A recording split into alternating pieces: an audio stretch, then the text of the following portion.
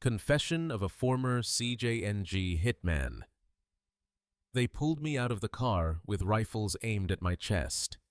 No words, no accusations, just the silent verdict of betrayal. I recognized the faces men I had bled with, killed with, eaten with, in the dusty safe houses of Colima. But tonight, they weren't comrades. They were the execution squad. The rain came down in sheets, soaking my shirt, blurring the edges of the warehouse lights as they shoved me inside. My heart slammed against my ribs. I thought this was it. I thought the cartel had finally decided I was worth more dead than gone. And then I saw her. She was seated at a narrow table, dry and untouched by the storm that had soaked the rest of us. No guards, no weapon in hand, just her eyes cold as obsidian, tracking my every move. She looked exactly the same as the first time I saw her, mid-50s, streaks of silver in her hair, a quiet elegance that didn't belong in this world of blood and fire. La Dama. I had heard her name whispered 100 times, but only ever seen her once before. Even El Mencho bowed his head in her presence. And now I was in her sights. She didn't raise her voice. She didn't threaten. She didn't need to. Her power didn't come from guns or body counts. It came from knowing everything, everything. She listed calmly the money I had hidden in Jalisco, the contacts I'd been reaching out to in Tijuana, the fake IDs I had printed under a new name. She knew my mother's address, my sister's school, the scent of my fear. Then she slid a pistol across the table, slow and deliberate. "You can still serve," she said, her voice like glass. "Or you can run with this. But not before you carry out one last task." Behind me, 5 men were bound and gagged. Government agents, investigators, ghosts we were never supposed to see. That was the moment I knew there was no such thing as leaving the CJNG. Not when she was watching. Not when every move I made was already a line in her ledger. I did what she asked. I always did. And in return, she let me go. At least that's what she said. But I haven't slept a full night since. You think El Mencho was the boss? That he pulled the strings and ran the show? No. He answered to someone else. And I'm going to tell you who that was. I was born in a place where hope dried up faster than the rain. Michoacan wasn't just poor, it was forgotten. Dust clung to everything, our boots, our rooftops, our dreams. My mother sold mangoes by the roadside, her hands cracked from sun and bleach. My older brother worked in the avocado fields, bruised and underpaid, just like every other boy who didn't want to starve. We lived in a 2-room shack on the edge of town. At night, I'd hear the trucks pass blacked-out SUVs, rumbling over dirt roads heading to God knows where. Nobody asked questions. In our world, curiosity got you buried faster than cancer. My brother once said the only way to get ahead was to disappear into the smoke, either go north or go narco. He tried the first. They sent him back in a black bag. He was 17. That was the day something cracked inside my mother. She stopped crying, stopped talking, just sat by the window, watching the same empty road, waiting for a son that wouldn't return. I think that's when I began to hate the world for what it had taken and what it had never given. School was a joke. The teachers were underpaid and overworked, and most of my classmates either dropped out or joined the local Halcones lookouts for the plaza. I didn't want to be a lookout. I wanted more. I wanted power, money, respect, something to protect what little I had left. I remember one night we had just finished eating boiled rice with nothing else. My little sister asked if we could have meat tomorrow. My mother didn't answer. She just handed her the last mango from the basket and went to bed. That night, I decided I was done being poor. It didn't happen instantly. At first, I started moving things, packages, messages. Mostly for an older guy named Lalo, who ran errands for people with nicer cars and thicker wallets. I knew what was in the bags. Everybody did. But nobody said it out loud. Saying it out loud made it real, and reality was something you didn't survive in. Lalo was different, quiet, observant. He didn't carry guns or threaten people. He just listened. And when he spoke, people shut up and listened back. One afternoon, he asked me to ride with him to a small safe house near the edge of town. It looked abandoned, but inside the air smelled like fresh paint and gasoline. There were men inside, armed, calm, efficient. One of them asked me if I was ready to stop running in circles and step into something real. I didn't answer right away. But when I looked at the dirt under my fingernails, the holes in my shoes, the mango stains on my little sister's shirt, I nodded. That was the first time I heard the name Mencho. Not from TV. Not from rumors. From a man with a scar under his eye and a pistol on the table, saying the name like it was sacred. "You do this right," he said, "and one day you might be close enough to him to make a difference." I didn't know then that there was someone even closer, someone more dangerous, someone whose name no one dared to say out loud. Not yet. The safe house in Zapopan didn't look like much from the outside. Faded stucco walls, rusted gate windows covered with brown paper. But inside, everything was clean, organized, silent, and tense like a lion's den right before the kill. That was the first place I was handed a weapon. It wasn't anything special. A Glock 19 with the serial number scratched off. Cold in my palm. Heavy in a way no one warns you about. Lalo handed it to me without ceremony. "You're in, now," he said. "No turning back." The next 3 weeks were a blur of training. Not the military kind. This was cartel school. I learned how to wipe prints, how to speak in codes, how to watch people without being seen. They taught me to spot a tail in traffic, to switch license plates in under 60 seconds, to load weapons blindfolded. But nothing prepared me for my first job. It was supposed to be simple. A convoy, 4 trucks, armored, headed south toward Colima. I was to ride second vehicle, eyes open, mouth shut. Just a watcher, a ghost. The night before we left, there was a meeting in a warehouse outside Tlaquepaque. I remember the smell of gasoline and wet concrete. The trucks were parked in formation, engines idling. Men stood in circles exchanging radio codes, checking maps. Then the room changed. He walked in without a word, and everyone straightened their backs like soldiers. I didn't need to be told who he was. I could feel it in the way the air shifted. El Mencho. The man I had only heard about in whispers now stood 10 feet from me. Medium height, calm, unreadable. No gold chains, no flashy watch, just presence, like gravity. He listened to the plan, nodded once, then stepped away, pulling out a satellite phone. He spoke for 2 minutes. No one else dared interrupt. When he returned, everything changed. "Delay the shipment," he said. 48 hours. No one asked why. No one argued. Orders were orders. But I saw the looks, the confusion, the sudden fear. And when the news came 2 days later that federal forces had set up checkpoints on our route, I understood. At first, I thought Mencho had a gift, a sixth sense, a kind of drug lord intuition that let him see through the fog of war. But then I noticed something else. When he returned to the group that night, he didn't say, "I decided to delay." He said, "She said, wait. Not they.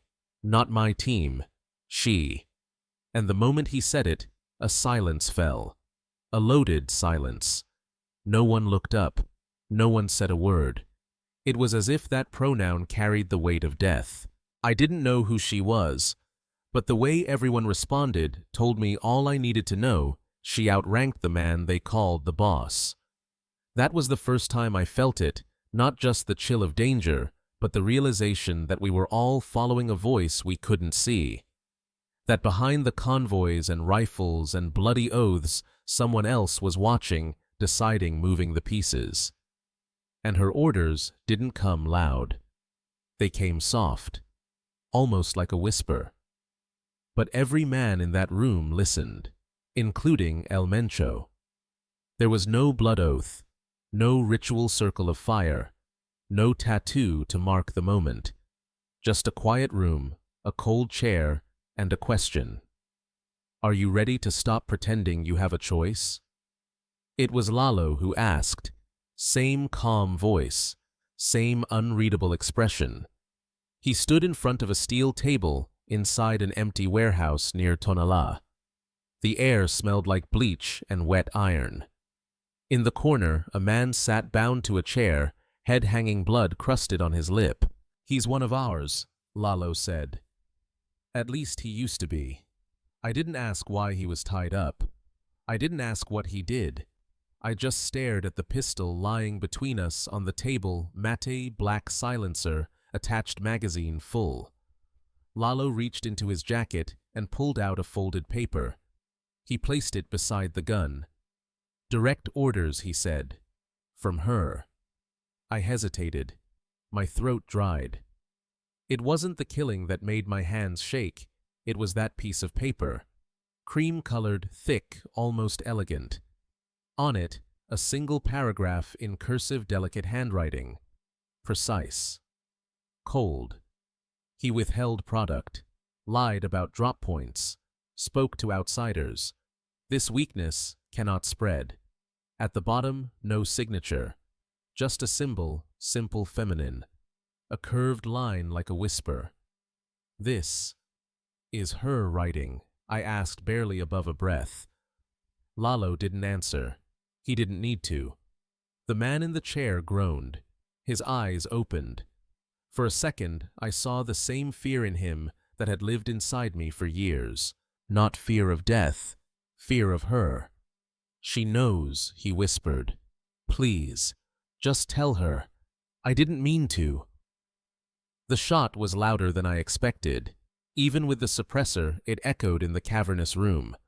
One pull of the trigger. One moment. One life erased.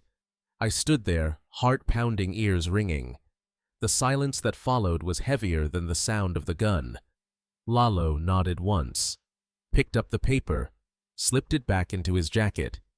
She watches everything he said, as if reading my thoughts. Even this. That night, I didn't sleep. I didn't cry. I didn't eat. I sat on the rooftop of the safe house, chain-smoking, and staring at the city lights, wondering what I had just become. Not a soldier, not a killer. Something else. A tool. A message. I hadn't just passed a test. I had crossed a line, and I couldn't go back. That elegant handwriting haunted me. It didn't scream, it didn't threaten, but it spoke louder than any bullet.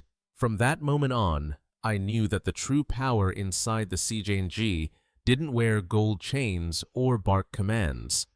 She wrote them, and we obeyed. The first time I held a man down while another sliced his throat, I didn't flinch. That surprised me. I thought I'd vomit, shake, maybe cry after. But I didn't. I lit a cigarette. I waited for the gurgling to stop. And when it was over, I helped wrap the body in plastic like we were taking out the trash after a long day's work. That's what they don't tell you. The horror isn't in the killing. It's in how fast it becomes routine. I started running more convoys. Zapopan to Colima, Guadalajara to Tepic. I sat in the lead trucks, called out routes, delivered briefcases and barrels. Sometimes it was cash, sometimes chemicals, sometimes people. I never asked. That was the first rule. Obedience is stronger than loyalty. But something else began to shift. I started to notice a pattern. There were orders, and then there were her orders. She said delay. She doesn't want us in Nayarit. She prefers the shipment go through Sonora. That's how the commanders spoke, never naming her. Always in soft tones. like a ghost had entered the room. Even Mencho bowed to those words, especially Mencho. The men would nod, adjust, plans, erase chalkboards. No one questioned. And when I started asking quietly, I got looks. Warnings. One night in Michoacan, we had a trader kneeling at the edge of a pit, tied, blindfolded, sobbing. His voice cracked as he begged. The commander beside me cocked his rifle, but before he pulled the trigger, his radio buzzed. A short sentence. She said, "Wait." The commander froze mid-motion, then lowered his gun. The man, traitor, snitch, coward, was untied and placed into the back of a black SUV. I burned with rage. We let him go. I wanted to scream, but I didn't. 2 days later, I saw that same man, clean-shaven, dressed in fresh clothes, sitting beside Mencho at a private meeting in a gated compound, laughing, pouring him tequila. He hadn't just been spared. He had been repurposed. That's when I understood she didn't just know things. She used them, like chess pieces, like wires in a bomb. She had eyes everywhere, ears in every room. And when she spoke, even killers listened. I began to wonder what she knew about me, my family, my thoughts, my fear. And more than once, I caught myself looking at my phone, even when it hadn't rung, as if she could call me, command me, erase me at any moment. There was no announcement, no picture on the wall, no corrido sung in her name, but her presence wrapped around everything. And I, whatever I thought I was just a blade waiting to be swung. They say power changes you. That's not true. Power doesn't change you. It reveals what you've been hiding all along. By my second year in the organization, I wasn't riding convoys anymore. I was organizing them. I coordinated safe houses, approved trusted routes, signed off on payments to police soldiers, customs agents. Every peso passed through hands like mine, dirty, calloused, untraceable. I had risen fast. Too fast. Mencho's lieutenants began to notice me. Some resented it.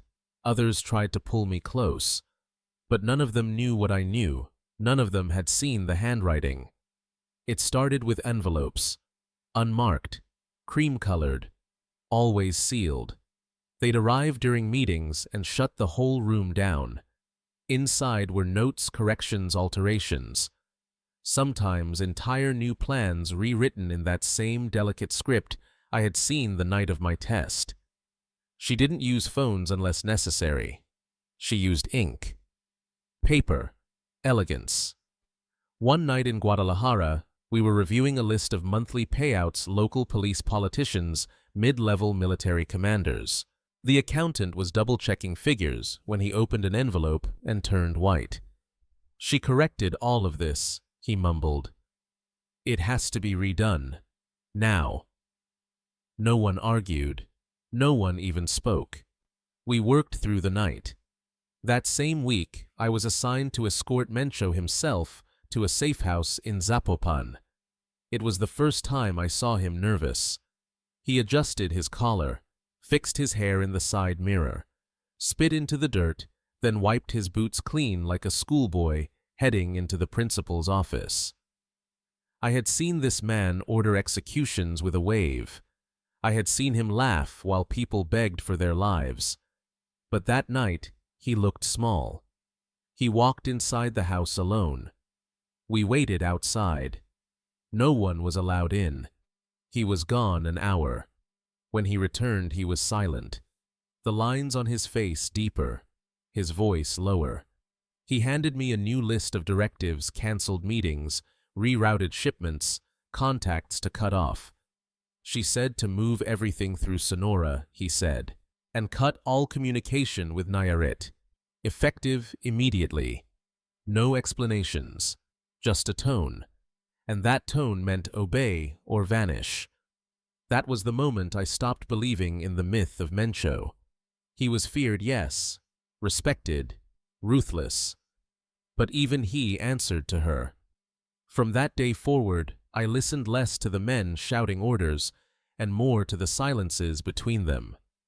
That's where her influence lived, in the pauses, the edits, the glances passed across a room when her name was implied but never spoken. They called her La Dama. Never more, never less. And whether she was in the room or not, she was always in control. There are moments when time doesn't slow down, it stops. The night I saw her face for the first time, I forgot how to breathe. It happened in Michoacan, inside a safe house tucked behind rows of sugarcane and silence. From the outside, it looked ordinary whitewashed walls, tin roof, metal gate, rusted by the rain. But once we stepped through the door, I knew we weren't in our world anymore. The air smelled of jasmine and leather-bound books. The floors were polished wood. Antique lamps cast soft light across oil paintings and heavy drapes. There was no gold, no marble, no cartel cliché. Only precision, only taste.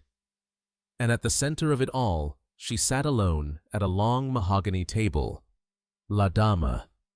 She looked nothing like the rumors. No diamonds, no perfume, no gun in her lap. Just a black blouse, gray slacks, and hair pulled into a tight knot, streaked with silver. She could have been a professor, a judge, a woman reading poetry in a cafe. But her eyes, cold, clear, calculating. The kind of gaze that doesn't look at you, but through you. Mencho was the first to speak. He barely got 2 words out before she lifted her hand, just a slight motion, not even a full gesture, and he stopped talking. Just like that. I had seen him silence entire rooms with a whisper order, executions with a glance. But in front of her, he was nothing more than a student waiting for his lesson. She opened a leather folder and began to speak. Calmly, without hesitation. She listed routes. Names of judges, mayors, colonels. She moved them like chess pieces. This one goes. That one stays. This judge has grown sloppy. He needs a reminder. No emotion, no ego, just strategy. And then she turned her eyes to us, one by one. She called out secrets. A lieutenant's mistress in Querétaro. A commander's illegitimate son studying in Arizona. A supplier who'd skimmed 2% off the top for 3 years. Nobody had spoken. Nobody had confessed. But she knew. A man beside me started shaking. Another bit his lip until it bled. When her eyes landed on me, I froze. She didn't say my name. She didn't have to. She smiled. Not kindly, not cruelly. Just enough to let me know she saw everything. That meeting lasted just under an hour. When it ended, no one spoke. No one asked questions. Mencho collected the documents, like a courier, bowed slightly, and walked out. As we left the house, I realized what had happened. This wasn't a meeting. It was an audit. And we were the assets. From that moment on, I stopped wondering if she was in control. She was. No bullets, no shouting. Just data leverage and eyes that saw deeper than fear. People think the most dangerous power in a cartel comes from bullets. That's wrong. True power isn't loud. It doesn't scream. It whispers. And everyone listens. La Dama didn't command armies. She didn't need to. She understood something deeper. Something most men in our world never grasp. You don't have to kill a man to own him. You just have to know what he's hiding. There was a businessman in Veracruz, rich, arrogant. The kind who paid late, argued over percentages, thought his bank accounts made him untouchable. Mencho wanted to send a team to remind him how things worked. She said no. Wait was all she ordered. A week later, the man received a sealed envelope. Inside were photos, nothing explicit, nothing illegal. Just images of his 17-year-old daughter at a private party. Smiling, dancing, vulnerable, Photos no one should have had. No threats. No note. Just proof that she knew everything. The man folded, transferred the payment that same night, doubled it. I watched it happen.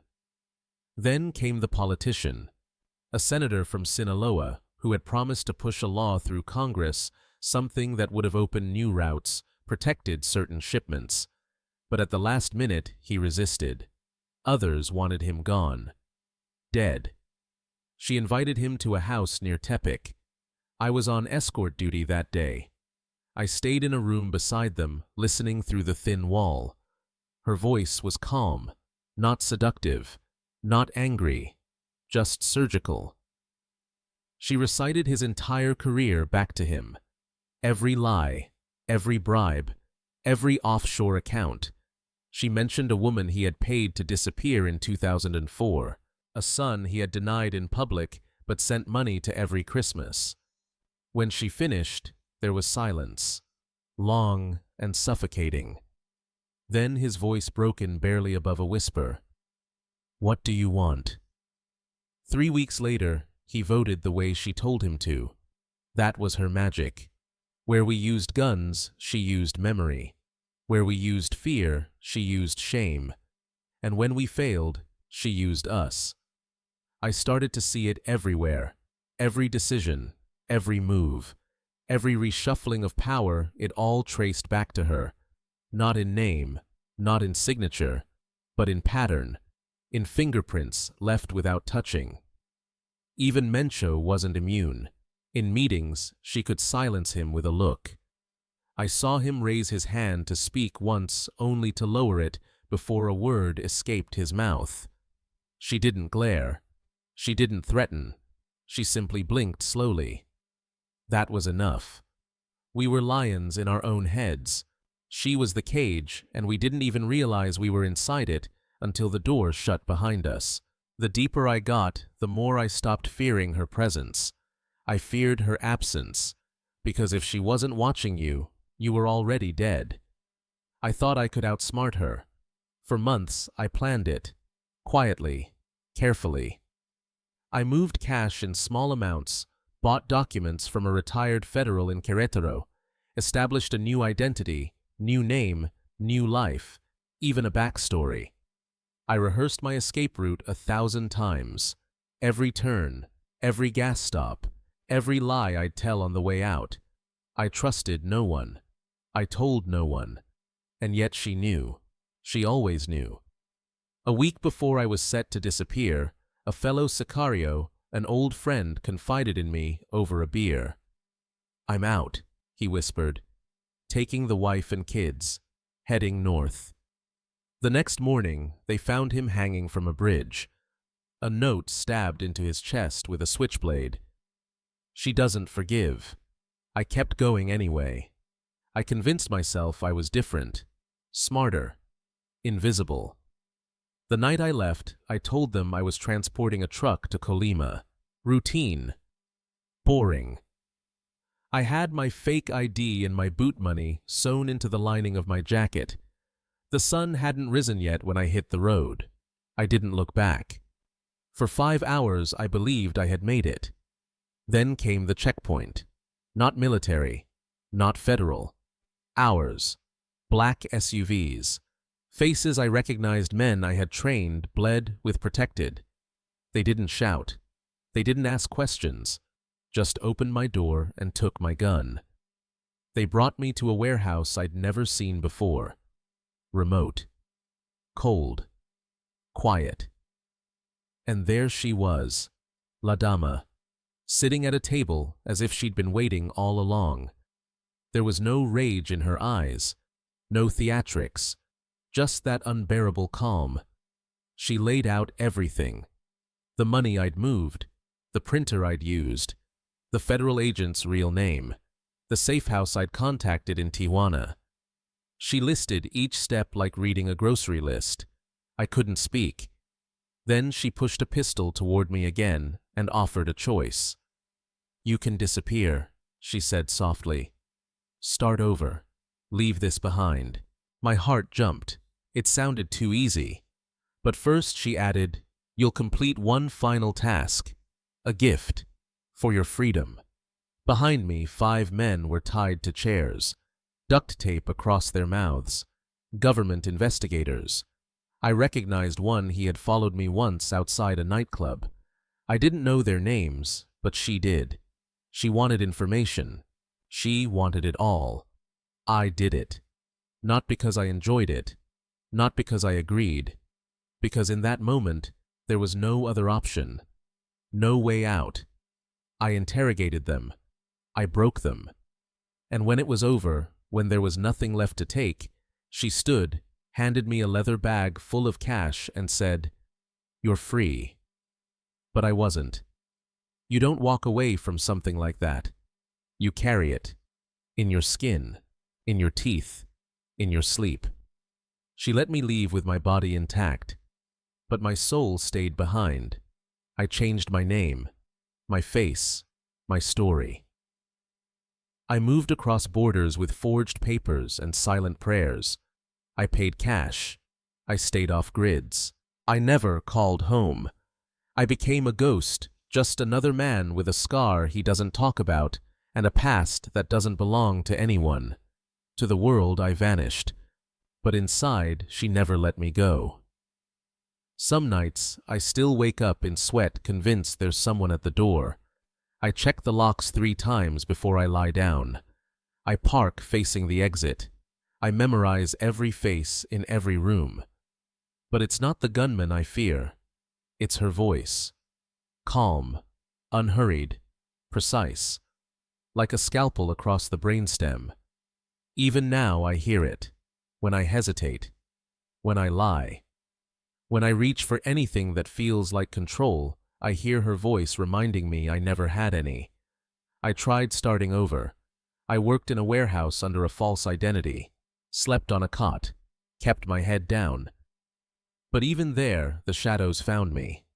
A man asked about a shipment once, and I froze just for a second. That second was enough to remind me I could never truly escape. Because it's not the blood that binds you. It's the silence afterward. It's the moment you realize you're not afraid of dying anymore because someone already owns your death. I saw Mencho on TV once. Footage from a raid. His face blurred. His name repeated like he was some god of destruction. And I laughed. Because I had seen him silenced with a single glance. Because I had watched him wait for permission to speak. Because I knew who held the leash. La Dama. She had no territory, no army, no song written in her honor.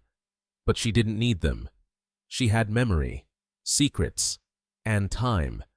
And in the world we lived in, that was more lethal than any bullet. You want to know the truth, the real truth. The CJNG was never his. It was hers. She built it, controlled it, refined it. She moved its pieces like a composer directing an orchestra of ghosts. Mencho was the instrument. She was the hand. And if you're hearing this, if my voice has reached you, then maybe it means she's letting me speak. Or maybe it means I'm already gone. Either way, remember this power isn't about who shouts the loudest. It's about who whispers last.